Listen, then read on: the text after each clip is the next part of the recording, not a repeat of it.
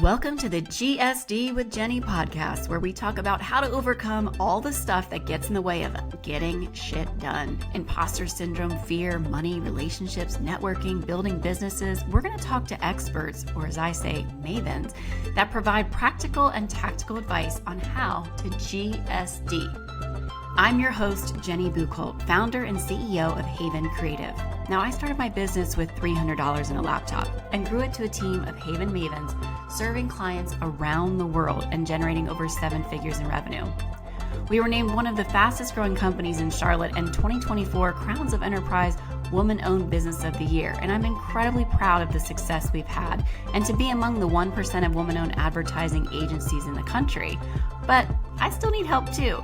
So I started this podcast with the intent to dive deeper into the things that hold us back from achieving our goals. So thank you for joining me on this journey to GSD. Let's get started. Welcome to the GSD podcast. Today we have Sean Hoff. Sean is the founder and managing partner of Moniker, a corporate travel agency that helps companies connect with their teams through imaginative retreats and incentive trips and engaging offsites around the globe. His company has been around for over 10 years, and he's grown into one of the most prominent players in the industry in Canada, with 20 employees all through Canada and 1 in Colombia. When he's not planning awesome trips, you can usually find him on the road checking out new hotels and upcoming destinations with his wife and 1-year-old aspiring globetrotter, or back home in Toronto trying out new recipes he's picked up on his travels in the kitchen, making a general mess of things, which, Sean, I can totally relate to because every time I cook, I make a mess. So welcome to the show. Tell me, Sean, how did you get started on your entrepreneurial journey? So when I graduated from school, I went to school for business. I was convinced that I wanted to follow in my parents' footsteps and get into a career in like finance or banking or something like that. But what was happening every summer during my university years, while all my friends were applying for like internships and positions in like the Canadian equivalent of Wall Street, I was going abroad, and I was basically like doing these working holidays. One summer I worked at a hostel in London. Another summer I worked as a barback in Temple Bar, Dublin. And then in my last summer, I went back to Ireland, but I ended up working as a hotel bartender in a small town on the West Coast called Galway. And I just loved traveling. I loved being on the road. I loved meeting and interacting with people from different countries and cultures. And so when I finally graduated, I got my first job, and it led me to my cubicle, and I sat down, and I had this like immediate sense of dread. And I was like, uh-oh, I don't think this is going to be for me. And so after, I think I ended up doing that job for about a year or two, and then I left, and I started looking for jobs in the travel industry. And that was where I kind of discovered that this is, okay, there's like actually careers and jobs that you can do in the travel industry. Then from there, fast forward a few more years, I was helping this company build out like the university division. They were just doing like student grad trips and like spring break type trips. And I helped them build out this new division, which would focus on university students. So I got my first taste of like building a business unit, at least growing a brand and figuring that out. And I really liked it. But I grew very tired of dealing with teenagers and spring breakers. And so eventually like parted ways amicably and just said, look, I don't think this is for me, but I've learned a lot, and I really enjoyed what this has exposed me to. So I went off and wanted to do my MBA. And then, like most people who go through the MBA process, you get brainwashed into thinking that like, okay, you have to either work in like finance, consulting, or at a startup. And the same befell me. So after graduating, I got caught up in a whole bunch of like financial interviews and stuff. And kind of fortunately, kind of not fortunate, this was the summer of 2008, where I was a new grad looking for jobs in banking. Yikes. And one by one, all of my interviews started evaporating. And so I did my MBA in Barcelona. And so I found myself in Barcelona, no job prospects. The world was falling apart in terms of the economy. And so I just started doing bicycle tours. It was something to do. And I was living with a girlfriend at the time in a nice flat in Barcelona. And so it turned out to be one of the greatest jobs of my life. I was in the best shape of my life. I had a great tan. I was making really good money through tips. But I would lead bicycle tours, one at 10 a.m. and one at 4 p.m. And I did that for about 4 or 5 months. And my mother called me and was like, Sean, this is what you're going to do with your new MBA. And I was like, well, let's do the math here, because I'd usually about 20, 25 people in the morning and about 25 people in the evening, and Wow. they were each giving me like 10 euro tips. So I was making good money in Yeah. cash. And if I had gone back or started an internship or like as a first year job at a bank, I wouldn't have been making that kind of money. Yeah. So anyways, after a while, the season started to end. It was October. And I eventually got persuaded by my mom, and I just started to kind of get on the outs with the girlfriend. I moved back to Canada, and I ended up working in a bank for about 4 years, where I was like, you know what, this just isn't for me. Yeah. But another coincidental twist of fate is during that time, the group that I was a part of, they had something called President's Club. And so President's Club was like a top producer type trip. And they would take the top 60 brokers every year to some fabulous destination, all expenses paid. And they would plan these incredible itineraries, which back then I was like in my mid 20s. And I remember my first trip was to New Orleans. And I was just blown away. Like we all were flown business class, and when we Oh, arrived, they had nice. a big pink Hummer limousine pick us up Pink Hummer. at the airport. We stayed right on Bourbon Street at the Royal Sonesta, and like each day there was like cooking classes, or we would on like the River Gambler boats, or they took us to like a private jazz band playing, and it was just awesome. And Wow. so that kind of like the light bulb went off in my head that I didn't even know this like world of travel existed. And obviously I was pretty pumped about it. And Yeah. so year by year, I became less enchanted with what I was actually doing, and Banking. just Yeah. enough to make sure that I qualified for the trip. And towards the end of it, another twist of fate. But the last year that I was at the bank, the trip was to Barcelona. And as somebody who had lived there for many years and guided tours there, I know that city pretty much inside out. And it became very clear, like I was on the internal planning committee for the bank side, but it became pretty clear early on that the agency that they had hired, like nobody had ever actually set foot in Barcelona, and they were just recommending just terrible things. Uh, So I kind of hijacked the trip, and I started like putting together what the itinerary was and things that they wouldn't budge on. When we arrived on site, I remember one of the first things that they did was put everybody on a double decker bus with the earphones that say like 9 languages as you drive around the city. yeah. And I was like, that's a terrible way to experience a new city, especially when it's exciting and as Barcelona. And so I just like called up my old boss and I said, hey, could I borrow like 30 bicycles?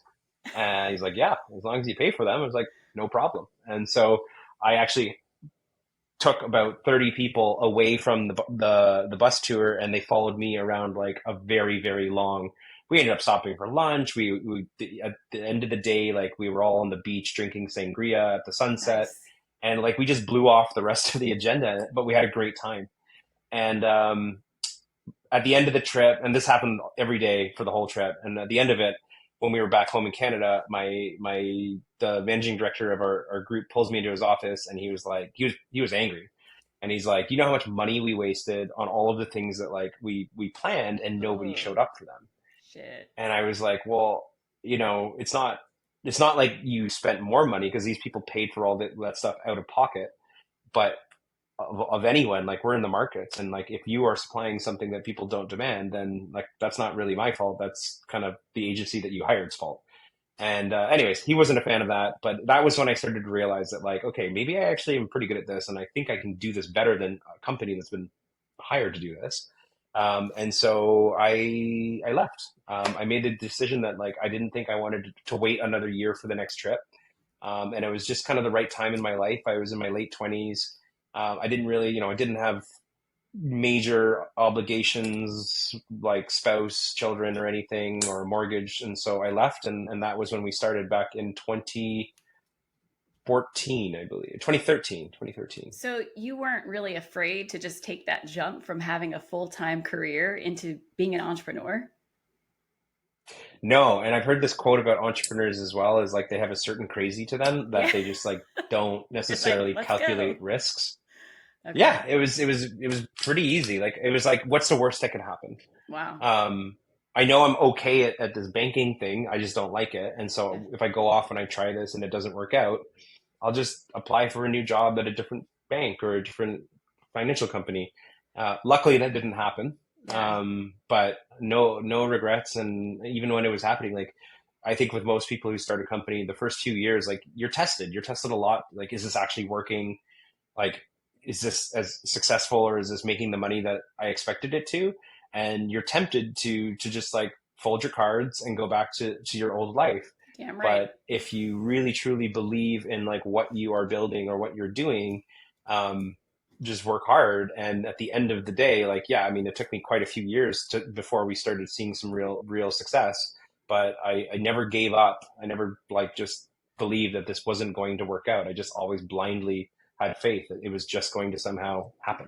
So you didn't necessarily have a runway to say, I'm going to give myself 8 months or a year to become profitable before I go back to getting a real job. You just always had faith that it was going to work out.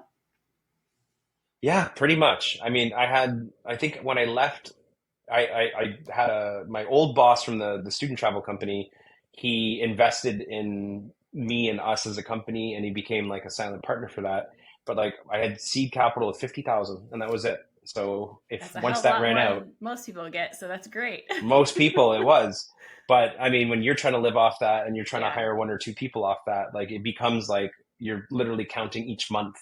If like Yes. one salary or two salaries go out this month, but you only brought in 5,000 or something, like it became pretty dicey until we started to see the fruits of our labor, like probably about a year or two in. But no, it worked out. Yeah. But then 2 years in, so you're looking at 2016, 2017, you starting cranking, are you growing fast at that point? We were growing, yeah, we were growing about 25% every single year, which was really good. So when we started in 2013, we were just two people. And then Wow. by about 2019, 2020, we were up to, I believe, like nine people. And then this wonderful thing in 2020 happened That's what called I was going COVID. to ask you. I think the question on everyone's mind, because here you have a travel company that started before COVID. How the heck did you get through COVID? So it's a great story. So like I remember the day, I can picture it in my head. It was March 16th. I was in my kitchen in my apartment in Toronto, and I was cooking spaghetti bolognese, and I know this to a T. And because while I was doing that, my back was to the living room and the TV, and my phone was face down on the kitchen counter, and it was blowing up. And like I'm just not that popular, and it was like bzz, bzz, bzz, bzz, bzz, bzz, bzz, and I'm like, what is going on? So I flipped it over, and I had like 25 notifications, and it was people. It was like some of my colleagues were like, oh my god, have you seen the news? Turn on the TV, turn on the news. I had other friends saying like, dude, what's going to happen? Are you okay? Like what's the deal? And I was like, well, this is weird. And then sure enough, I like flipped on the news, and this was the day that President Trump announced that they were closing the borders to European travel. Yeah. And 2 days later, on March 18th, we had a group of 130 Americans who were supposed to fly to Dublin. Oh, And so all of a sudden it was like, yeah. well, this isn't good. Um, and and I just remember like for the next like week, it was such a blur. Like we were glued to the news and the TV and trying to figure out like all the information. It was so patchy. Like one news station would say one thing and you'd hear something different. And we were like in contact with hotels and airlines.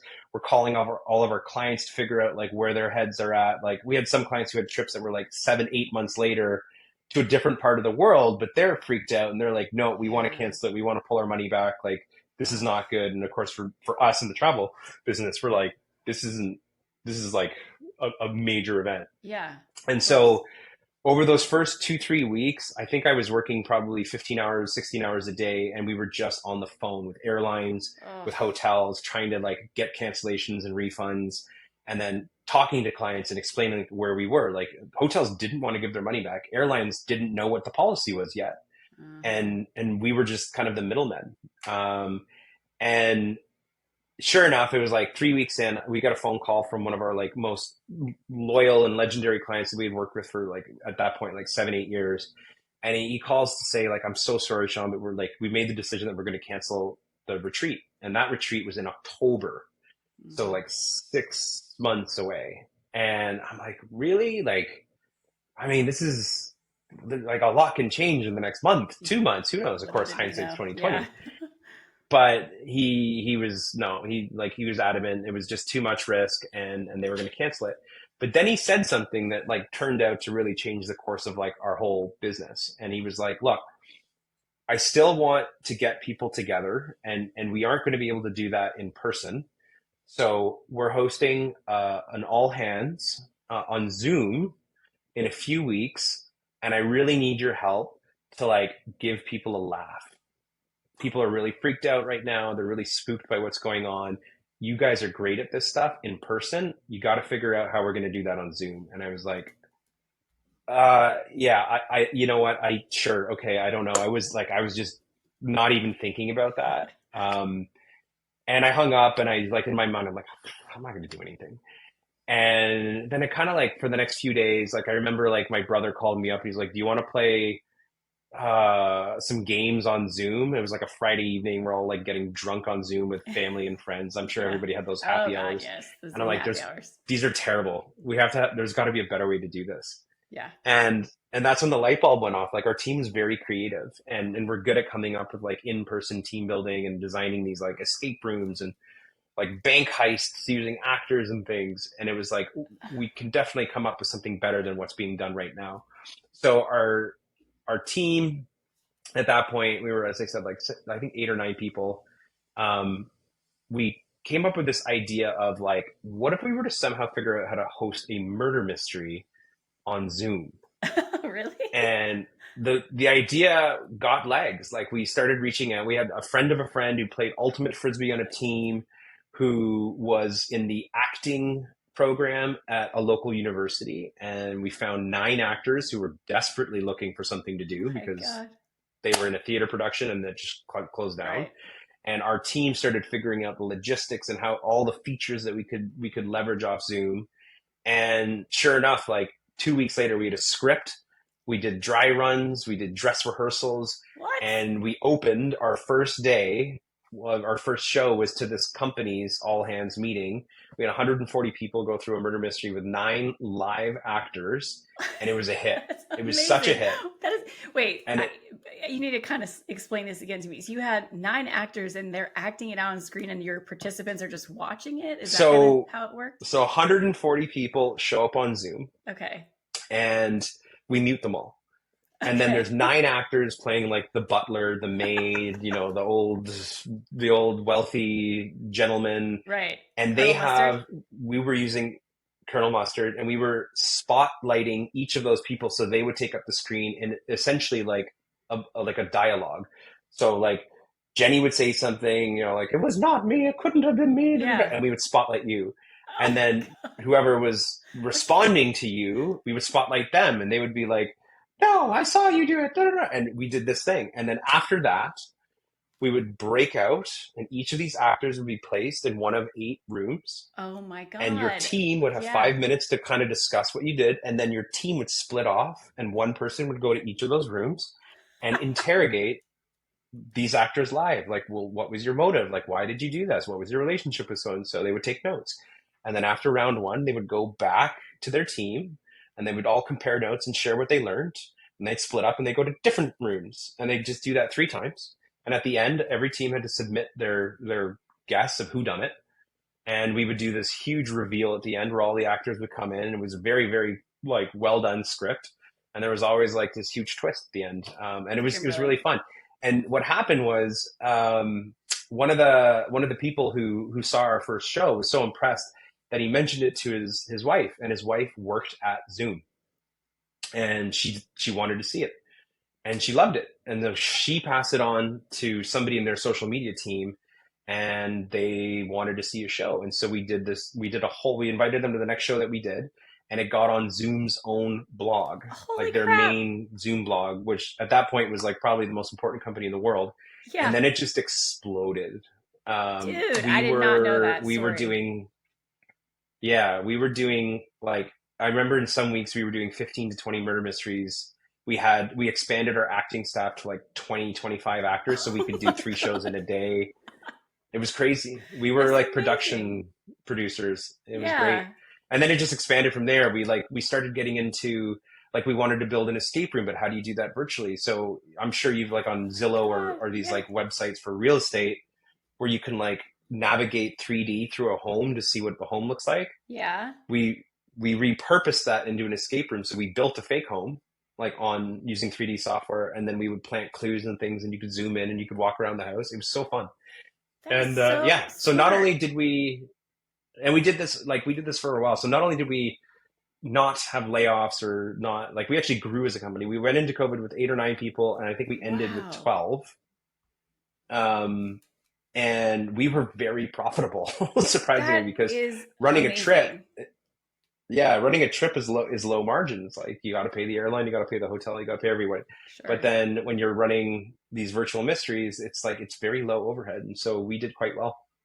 That, And that wow.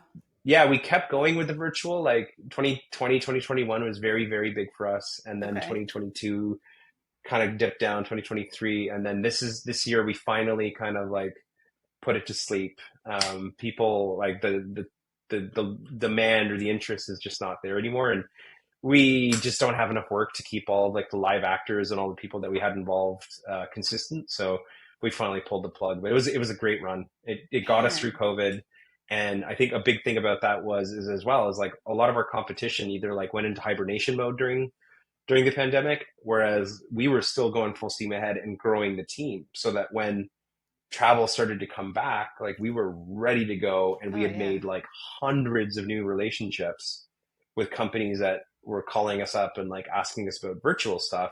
We were like, hey, did you guys realize like our core business is actually getting people together in person? And so business took off the second travel started back, and we grew from 12 to 15, 15 to 18, and in like very quickly. And we've also benefited because one of the biggest kind of silver linings of the pandemic is it made remote working and hybrid working mainstream. And so all of these companies that previously had like Mhm. an office in New York or an office in San Francisco gave them up, and they started hiring employees in Europe, and they had some employees in Latin America, and they had people spread out all over. And all of a sudden they were like, well, we need to get together at least once a year in person with everyone. And so they called us up and they said, can you help us do that? And so, yeah, it's been a pretty wild ride. That's amazing. I mean, talk about this is a GSD podcast, right? It's about getting shit done. Talk about a GSD moment to go through COVID and go, okay, I have to completely pivot, which I know that word became so popular because everyone was pivoting. But that is the truly innovative way to pivot and not get like bury your head in the sand and freak out that, like you said, everyone else is kind of pulling back. You innovated. How did you stay the I course? I remember when it launched, like sorry, when the pandemic was happening, and all obviously our employees were freaked out. Oh, yeah. You know, were they going to have a job in a few weeks? I remember putting together this like emergency plan deck, and my whole deck was like, here's our 20-week strategy.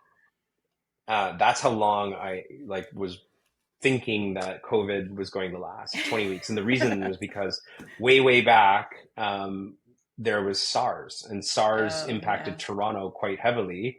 And SARS was like kind of in and out in like 10, 15 weeks. And then everything was back to normal. And I was like, I guess this is going to be like that. Um, Obviously, that didn't happen. And Hmm. so the 20-week turned into like 30-week, turned into 1 year plan. And yeah, it was just like we constantly evolved. Like we were trying to figure out what we were going to do to stay relevant and to stay like kind of bleeding edge in terms of like interesting stuff, but also keeping on top of like the market. People got really sick of Zoom. People Hmm. didn't want to hop on for an hour with their colleagues and do stuff. So we got into like live stuff where around the holidays, I remember we had our staff were like packing these like cocktail kits, and shipping them out to clients so that they could like hop on and they could I do do like a remember murder those. mystery, but at the same time they were Yeah. having like cocktail kits delivered to their homes and other things. It was a pretty interesting time. So it was just you in a room creating this 20-week plan, or you pulled your team together in order to really get all that together, get shit done? I remember the first one, the first 20-week plan. I was just honestly flying by the seat of my pants. I was like, here's Yeah. what I think we should do. We got to cut expenses, preserve like our savings, increase revenues where we can, try to claw back as much money as we can, like see what we can do to negotiate like credits with like clients and things. And then after that, when it was like, okay, we started to see that the virtual actually could have some potential to like just at least help us survive. Mm-hmm. That's when we sat down with the team and we are like, all right, ideas. Like, what do we got? Yeah. Escape room, more murder mysteries, different scripts. What about if we did like a trial? What about if we did like trivia? And it was like, great idea, run with it. And like Oh, people in our cool. team who had job titles, yeah, people who were hired as like trip planners or like we had somebody who her role was essentially like she oversaw all of our proposals and our research and like her job was to basically fly around, like meet with hotels, like see which hotels were good and worthy of like being shared with our clients. She was helping us write scripts for like a fake trial where people would log on and like go through Oh, things, or she was helping us solve like create riddles and puzzles for our escape rooms. So everybody in our company was involved and like they were just doing whatever we could necessary and like playing to their strengths. We had a lot of operational people on our team. They were the ones figuring out the logistics of it, like run sheets of like, okay, then you go here and then you do this and you open this breakout room and then you have to give this person this I permission. love that. Whereas Yeah. like the left brain people were like, okay, well, what happens if we made it look like this, or what happens if we thought like this room could be that, and we could play around with like green screens and backgrounds and switch it around. Yeah, it was pretty wild. What I love about that is, as a leader, that you were open to discovering what people their strengths were, like you said, the right brain people, the left brain people, and how to refocus them into a different, completely different job than what they were doing in order to make this innovative idea happen. Again, the epitome of GSD. You moved parts around to make it happen.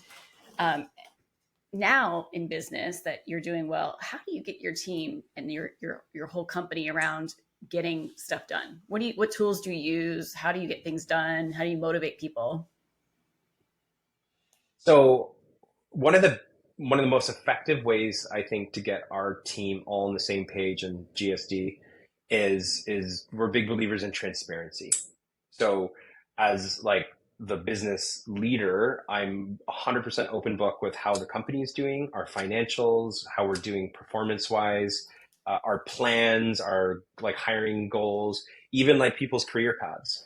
And I think where, and you know, it's kind of controversial. Like we met through an organization called EO, and in my group, there's 7 other people who they have mixed feelings. Like some of them think this is crazy to show your employees like the financials and what your plans are for the company, and other ones think it's admirable. But what I have found is that when you lay it out on the table and everybody kind of sees that this is the plan, this is the vision, and there's no smoke and mirrors about it, everybody starts rowing in the same direction. They know what needs to get done. They know what direction they need to face, and I have found like unquestionably it has helped our business. The other thing about it is like when you sit down, you're like, okay, so like here's where we need to go. Where do you fit in? And people, it might not be in their exact current role, or it might be on their radar that, oh, I could see how I could fit into that next phase, that next idea, which is doesn't necessarily fit me today. Is they start to, you know what, actually that would interest me. Hey, Sean, Yep. I saw that like you're thinking of introducing this, and this initiative. Like, I'd really like to be involved in that. That's really like that fascinates me. I didn't know that about you. Like Yep. we recently, like we never really cared. Well, we cared about social media, but we never really took it very seriously. And part of what we do is like we travel around the world. We have this great content that we're shooting on site, hotels, travel destinations, and things. Our clients like doing amazing things in very interesting locations, but we weren't leveraging it the way it probably should. And like part of that is me. Like I'm 40 years old. I don't even have my own Instagram, and I'm not the person to care that much about it. But I mentioned that this is something that I think we're under appreciating and underutilizing, and like it should be part of our strategy and our marketing going forward.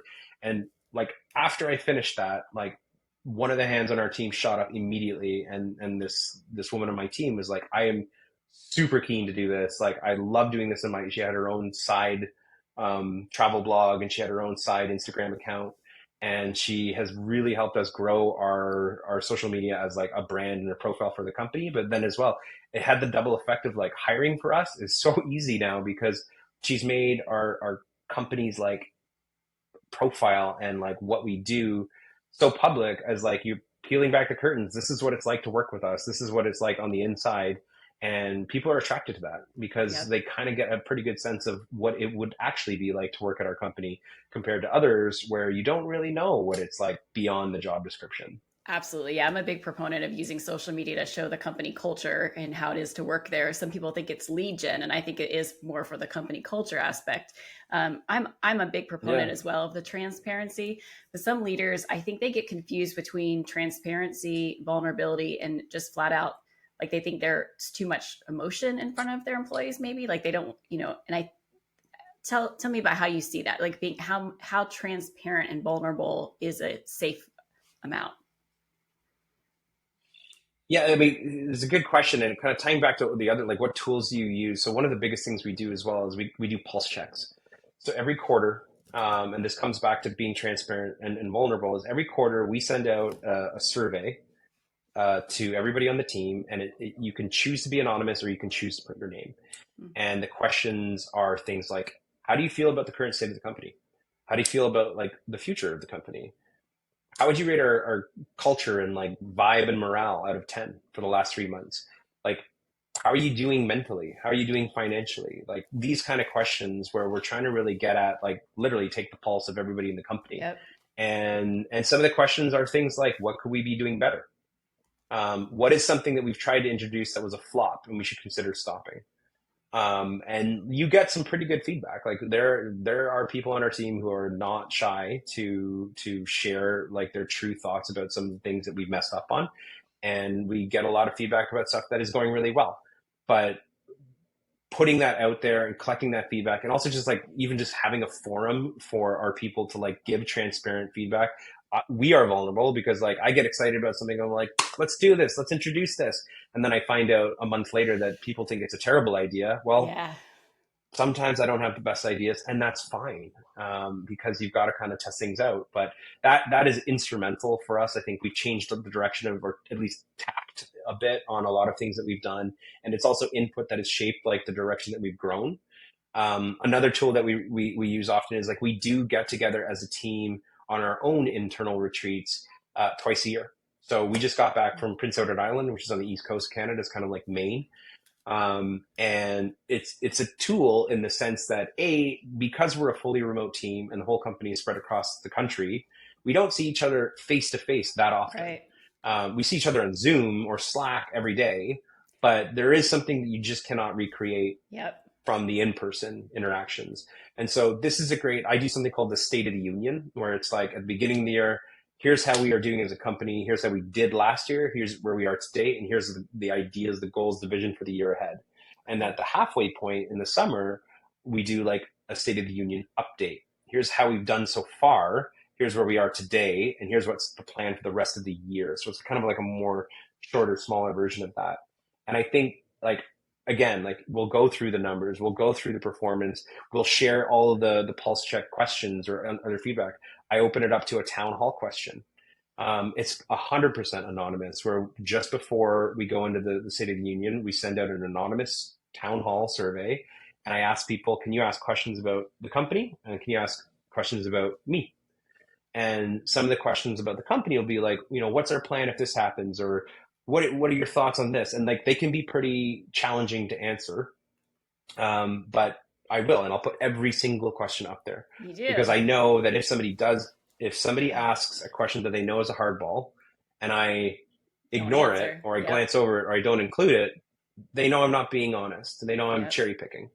And then the personal questions they can raise questions like somebody might ask, like, what are your plans 5 years from now? And that might not involve this company. Yeah. It might involve something different. It might involve, or they might ask a question like, what's the most challenging thing that you face like on a day-to-day basis? And it might be something to do with, the people, the clients that we work with, and it's honest. Yeah. So the vulnerability is there. And I think as well, it also, by doing that and by having these town hall where every question is included and answering them truthfully, it builds trust. And like, I think that would be my last tool, that like transparency and trust is a huge one as well. Is like, I don't think anybody in this company doesn't trust each other, doesn't trust me as like my leadership in terms of like what I'm trying to achieve, and being open to them that like I'm doing my best. So yeah. Yeah.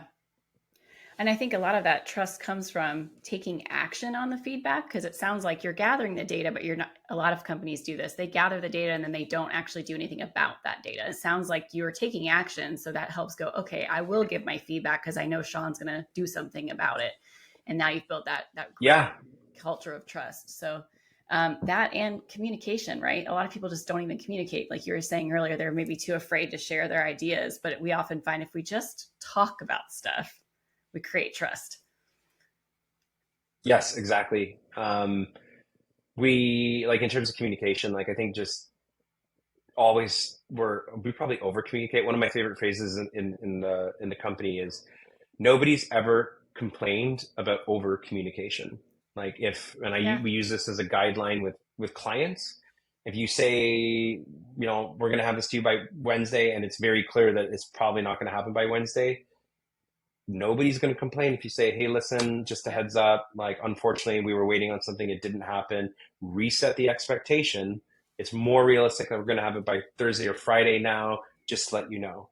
And if Thursday's rolling around, hey, just an update, like, just over communicate. Yes. People, nobody would ever complain that they felt too informed about what's going on. I And totally the agree with you. opposite is, yeah, and I mean, I wish a lot of our suppliers and vendors would follow the same, but Yes, we're big on that as well. I also agree with you on that. I mean, Haven is a communications agency, right? So we always say that every problem in business starts with communication, something not said or misunderstood. So we're big believers in over communicating as well. And I just wish people would just do what you say you're going to do. Just actually GSD, just get And it it's okay done. if you can't, but just Right. explain. Communicate Yeah, it's that. like, Right. yeah. Right. So, out of all the trips that you've planned, I'm fascinated to know, like, what would be your favorite ones that I should go on, or anyone should go on? Like, what was the coolest experience? Because I'm jealous and I want to go somewhere. And I'm sure you've planned some really kick ass trips. Yeah, I mean, we've done some really glamorous ones. So there's two types of trips that we do. Like, Okay. one would be called an incentive trip. An Okay. incentive trip is like what I went on when I was way back working at the bank. It's like, if you hit your goals, or it's for salespeople. Like, if you hit your goals, then here's the reward. And the reward, there's no work on the trips. It's all about just like Fun. spoiling and having fun and doing like 5-star hotels and everything. And so for those ones, like, we earlier this year, I think it was in March, we had a group that was, they literally rented an entire island in the Maldives. They took over the entire island and hotel, 140, 150 rooms for 5 nights. And you can imagine, like, that trip is just bonkers. And some of Yeah. the videos and the pictures that my team was sending me from Maldives, I'm like, wild. Oh, but my personal favorite has not been necessarily the most glamorous. It was one of my first trips. This is way back 2015. We were 2 or 3 years in. We took a group to Tuscany, and part of why it was so special to me was it was the first time that, like, Tuscany is a very like special place to me, but it was also the first time that we had a client that had was referred to us, and it was like, okay, like, this is actually working. Like, people are trusting us to handle pretty large budgets and coordinate like 100+ people to go to Italy. And what we had done on that trip was just incredible. Like, we put together this Italian job where we told them that it was just a team building, and everybody was thinking drum circles or trust falls. But then we led them around a corner, and we had lined up 16 Mini Coopers, and they had walkie talkies and little envelopes with like some clues in the dashboard. And of course, they're jazzed up and they're excited about what's about to happen. And then we have this off-duty carabinieri, which is like their version of like state trooper type people, come careening down the driveway, sirens blazing, and he explains that there's a robbery in the nearest city, and they need help because their police force is small, and they heard that there was this large group in town, and maybe you could help. So they all get into their Mini Coopers and they peel off and they go to the first town, and we have an actor sitting in front of a bank, and he's got his hands tied and he's got tape on his mouth, and you take the tape off, and he's like, yes, thank you, yes. The robbers, they just left, and as they were leaving, this piece of paper fell out of one of their pockets. Perhaps it's a clue. And you pick up the paper, and it's like a receipt for a haircut in the next town over of Cortona. Oh, okay, well, I better get in my car and drive to Cortona. And you get to the barbershop and you ask him questions. How many were they? What did they do? What do they look like? And then, I heard that they were going to have lunch in this next town. Get in your car, you drive to the next town, and then you go to the restaurant and you talk to a waiter. The waiter explains that, this and this. And it was so fun to plan. And then to see it actually come to life was just, for me, like, I was like, wow, we're pretty good at this. That's amazing. So it was fun. So you get to go on these trips too? Or you some of your people, obviously, if they plan it, they go on it? Or how's that work? Yeah. Wow. So we always staff the trips because like the people who like are planning it for, it could be 6 months of planning. Yeah. They will be the ones that go on site, and they actually make sure that the execution is running flawless. A big part of that is there's nobody who knows a trip better. And then the other side of it is that we don't want our client contact to be, that we want them to participate and just enjoy the retreat as like everybody else, and not be sitting there and worried about whether, dinner is on its way. It's like 5 minutes late, or is the bus on its way? Like our team is worrying about that stuff so that they can actually enjoy things. So when we started out, I used to go on a lot of the trips. I love to travel. And then I think as I've gotten, older and just like as the company has grown, I don't go on as many trips. I think I go on maybe one a year now. But our younger members of the team, they love it. It's a huge perk of the job. We've got a group that's going to Thailand in February. We've got another group that's going to Dublin in a week. Like, they're all over. Man, I was going to say, I was wondering if they would get jealous that their own Moniker retreats aren't like their client retreats. But if they're already going on them, they're good, right? Oh, we do some pretty fun stuff too. We were in Tuscany last summer for our 10-year anniversary. Wow. And we went hot air ballooning. We were we had a lot of fun. We did dragon boat racing. And then we just got back from PEI, which is a quieter one, but we had like a murder mystery dinner for our team. We went oyster shucking and learned how to do lobster trap fishing on the sea. And then we had the fiddling fisherman. He played his fiddle while we had a lobster lunch right on the boat. That's amazing. In the middle of the ocean. It was super fun. Okay, I have a question selfishly, because I run a company, but maybe someone else out there does too, and they want to know this. What should you allocate for a budget for a good retreat? We have a perfect rubric. Is if you're doing something domestic, it's about $750 per person per day.